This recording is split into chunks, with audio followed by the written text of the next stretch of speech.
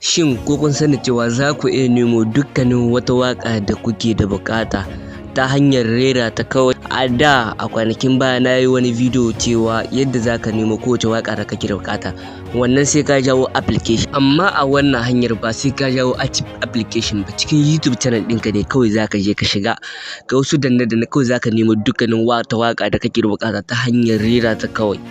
Kar ka manta danna mana alamar liking da sharing din wannan video da kuma danna mana alamar ta follow.